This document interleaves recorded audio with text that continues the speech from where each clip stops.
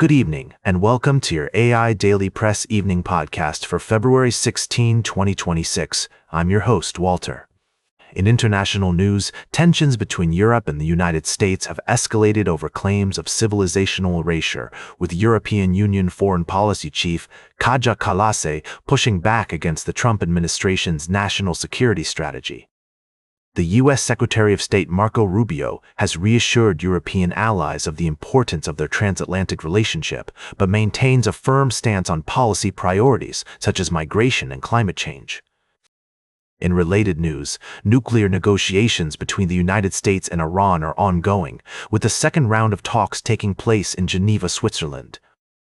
The U.S. has shifted its approach from using force to a pressure campaign to try to get Iran to make a deal, while Israeli Prime Minister Benjamin Netanyahu is pressing for a comprehensive agreement that addresses not only Iran's nuclear program but also its ballistic missile capabilities. Additionally, we've been following developments in Ukraine and Iran, where the path to resolution will be long and challenging, requiring patience, diplomacy, and compromise from all parties involved. These complex issues highlight the deepening divides in global relations and cooperation. As the situation continues to unfold, one thing is clear: the world is at a crossroads. We'll continue to monitor these developments and provide updates as more information becomes available, and that's the way it is. Now, for the latest in social and cultural news, here is Barbara Waters. You, Walter, and then she'll know what's right now. Firstly, we reported on the ongoing strike by aviation workers in Kenya, which has caused significant disruptions to flights at the Jomo Kenyatta International Airport in Nairobi. The strike, which began earlier today, is a result of a dispute between the Kenya Aviation Workers Union and the Kenya Civil Aviation Authority over issues including pay, working conditions, and benefits. In other news, we followed a developing story out of Ukraine, where the country's former energy minister, German Galushchenko, has been detained by authorities as part of a widening corruption investigation. The charges are linked to a 100 million corruption probe that has already implicated several high-ranking officials and shaken the office of President Volodymyr Zelensky. We also touched on a story about a major development in the world of aviation, where a new agreement has been reached between airlines and airports to improve passenger experience and reduce wait times. And finally, we recalled our earlier report on the comments made by former U.S. President Barack Obama, which sparked a heated debate about the role of social media in modern politics. Now, for the latest in business and finance, here is Louis Riskweiser. Thank you, Barbara. Firstly, we looked at the closures and modifications you should be aware of during the upcoming President's Day weekend in the U.S. From government offices to cryptocurrency markets, we've got you covered. Don't forget to check out our report for the full rundown to avoid any inconvenience. In other news, the U.S. military has boarded another sanctioned oil tanker, the Veronica III, in the Indian Ocean. This operation is part of the U.S. efforts to target and disrupt the flow of sanctioned oil from Venezuela. Experts say this could have a significant impact on the global oil market, potentially leading to increased prices and supply chain disruptions.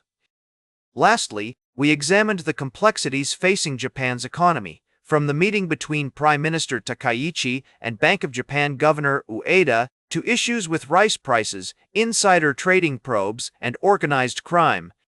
The country is navigating a delicate balance between growth and inflation, and will be keeping a close eye on these developments. Now for the latest in science and technology, here is Carl Starman. Thank you, Louis. Firstly, we delved into the mysteries of the universe, discussing the shape of the cosmos and the intricate dance between rocket propulsion, atmospheric conditions, and the laws of physics that govern our world. We also touched on the importance of continued exploration and innovation in space travel. Next, we witnessed a breathtaking spectacle in the Victor Valley, where a glowing spiral lit up the night sky, courtesy of the Falcon rocket's ascent into the upper atmosphere. This event reminded us of the magic that awaits us when we push the boundaries of human knowledge and innovation. Finally, we turned our attention to the moon, our faithful companion as it undergoes its perpetual transformation. We explored the different phases of the lunar cycle, from the new moon to the waning crescent, and how they captivate us with their beauty and complexity. These stories remind us of the infinite possibilities that lie before us in the universe, driving us forward in our pursuit of knowledge and understanding. Now for the latest in sports, here is Howard Closewell. Thank you, Carl. Here's a brief rundown of what we've got for you tonight. First off, we're looking at Jason Kelce's wild adventure as he took on bobsledding with Team USA. The former NFL star's hilarious and chaotic experience is a must-see, showcasing his fearlessness and enthusiasm for trying new things. Next up, we've got a developing story in the world of professional football. The Miami Dolphins have decided to part ways with veteran edge rusher Bradley Chubb, marking a significant shift in their roster as they navigate the offseason. We'll be analyzing this move and its implications for the team and the league, including potential suitors like the Indianapolis Colts. These stories embody the essence of sports, adventure, competition, and strategy. Now, for the latest in travel and human interest, here is Charles Curl. Thank you, Howard.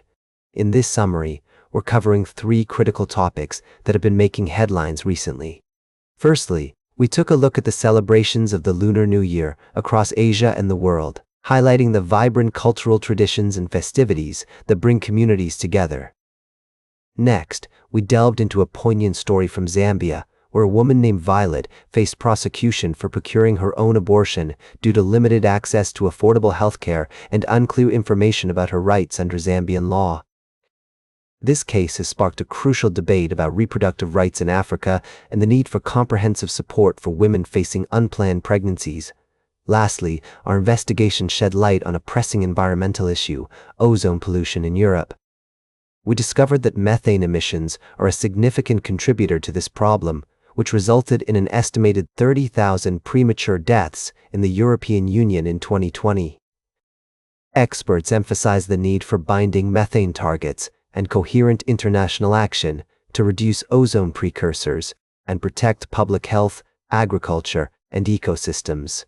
These stories remind us of the importance of addressing critical issues with compassion, understanding, and informed dialogue. Now for the latest in fashion and entertainment, here is Joan Streams. Thank you, Charles. Firstly, we took a closer look at the resurgence of romance in Hollywood. With the rise of streaming platforms like Netflix, the genre has experienced a significant revival, with shows and movies adapted from romance books accounting for 20% of the platform's revenue last quarter. We explored the challenges and opportunities that come with this surge in romantic fervor, and highlighted the talented filmmakers and authors who are bringing fresh perspectives to the table. Next, we delved into the world of culinary delights as we celebrated the New York Times Cooking's 2nd annual Dumpling Week.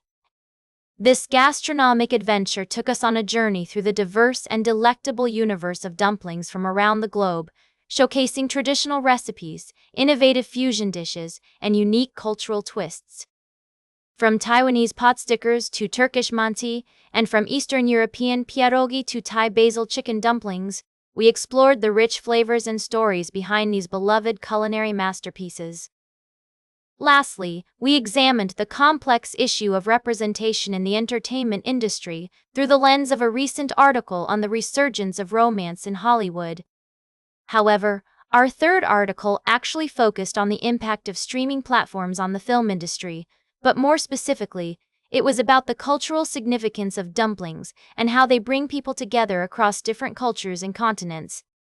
Now for the latest in nature and environment, here is David Attenacher. Thank you, Joan.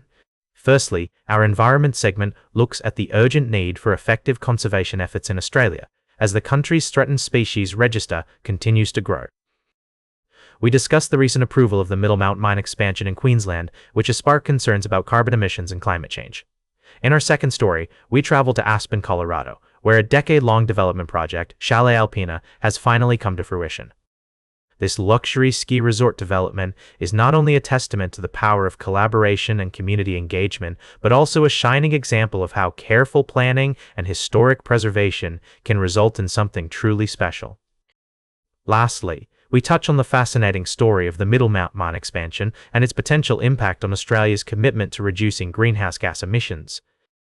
We also mention the JOTSE review on introducing a carbon border adjustment mechanism, which has sparked debate about the balance between economic growth and environmental protection. These stories highlight the complex relationships between economic development, environmental conservation, and community engagement.